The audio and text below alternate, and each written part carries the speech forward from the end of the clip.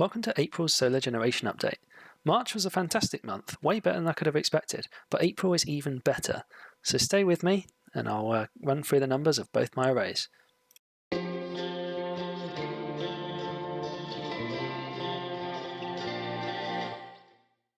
My system currently consists of 12 SunPower Maxeon 3 430-watt panels, and that is attached to a SolarEdge 5kW inverter. On the east and west side, we have 10 REA Fusion 2 440-watt panels, 5 on the east, 5 on the west, and they have Enphase IQ8 HC microinverters, which max out at 380 watts. But I'm in the process of currently getting an expansion, so more on that in another video. There's part 1 of what my intentions are, and there'll be part 2 coming soon.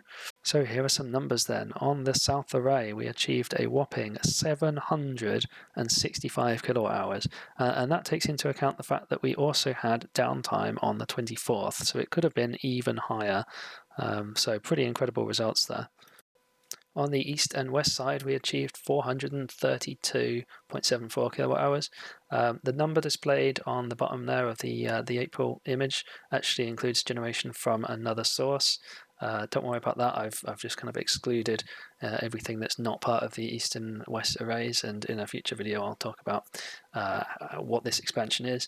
But there's a comparison versus March, so you can see a fair bit more generation there. The west side is becoming a little less shaded now, and the east side is pretty much entirely unshaded in the morning, which is great. This results in a proportion of around 36% coming from the east and west, and the remaining 64% coming from the south. So on to the highest generation day, and it was actually April the 29th, which gave us a whopping 35.5 kilowatt hours from that south array. In contrast, March the 18th was 33.3, so we haven't actually gained that much from the heights of March. Now the days are well longer than 12 hours. We're looking at small increases, but both constitute pretty much perfect days, although it should be said that in 2024 we did actually have a day where we got 37.1 as a maximum, and that was just down to higher peaks. And there's a reason why it's slightly lower this year, and that's simply lack of rain has meant that the panels have just got a little bit dusty. The highest generation day for the east and west side was April 30th, and that has grown much more significantly since the highest day from March, which was March the 31st. So we're looking at 21.5 nearly versus 15.7, and there's still more room to grow. Shading's much less of an issue right now, particularly it's starting to come off the west side as well, so it's starting to even up a little bit with the east, which is fantastic. But these early mornings and later evenings definitely help the east and west array grow. Just ignore the 35.97 there at the bottom, because that includes the additional generation that I'm not including here. And there have been some truly lovely sunny days, lots and lots of them, as you can tell by the amazing output that we've achieved. But wherever you go, there's sunshine to be had, and you can really tell that we're well and truly in spring now. The bluebells are out. It's absolutely lovely. It's been a fantastic month for weather, but the lack of rain does mean that our panels have got a little bit dusty there, a bit of pollen up there. It's just hurt the peaks ever so slightly. Nothing too drastic. Probably only a little bit down on where we could be. Definitely can't complain, because yeah, obviously consistent sunshine is always the best for solar. Looking at the lowest generation day from the south and the east and west, we can see that the combined output totals over 15 kilowatt hours, which is fantastic. But on April 21st, 9.8 of that came from the south side, and just under 6 of that came from the east and west. Where the south side really benefited was late afternoon. There was a nice spike of sunshine, which meant that the west side took some of that, but the west side was a little bit shaded by the chimney at that point, so was less effective. So here's how it all looks versus our targets. Our PV watts target was just under 600, and the installer target was just over 600, and we achieved 765. So that was enormous. That was absolutely fantastic.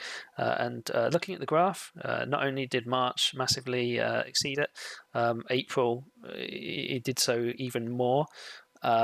In fact, looking at April's output, we are above what we would expect to produce in any of the summer months and anything we have ever produced in any of the summer months. So it was an absolutely amazing result.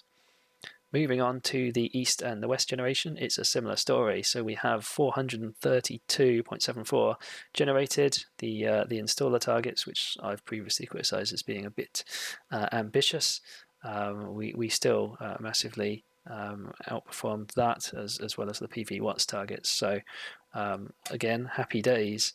And on the graph, it tells a similar story, and we are achieving summer outputs already. Not quite beating every one of them, but it's there or thereabouts. So that's really cool. And then the combined generation gives us nearly 1,200 kilowatts.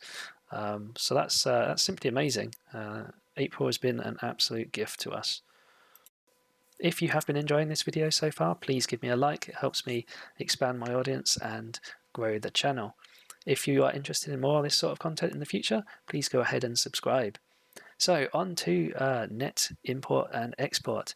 I should note that this does include some additional generation from the other source from the final 4 days there. That gives me a whopping net grid usage of 432.6 exported. So a big win for us this month, definitely using a lot less than what we're producing, so that's fantastic. And then the savings as calculated by the Powerwall, again, the final 4 days did have some additional generation which hasn't been included in the earlier results there, but that gives us a whopping saving of £223, which is a real fantastic month. So on to the financial side, and this is the estimated bill. Normally, I would like to keep my off-peak import as high as 99% and peak under 1% at all times. I dropped the ball slightly in terms of battery management with my vehicle charging, and also where the 24th I was having some solar installed. That meant that I had to use some peak import, sadly.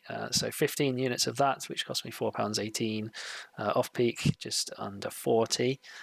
Standing charge, which is slightly lower this month, which is positive news. That's £15.50 for the month.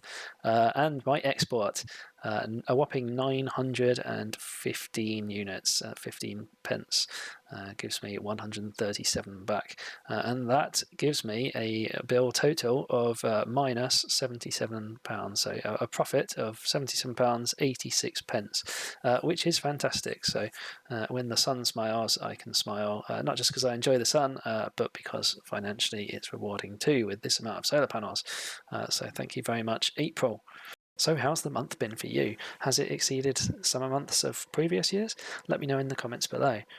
As the sun sets on another month then, all that remains for me to say is thank you very much for watching. I hope you enjoyed it, and I'll see you soon.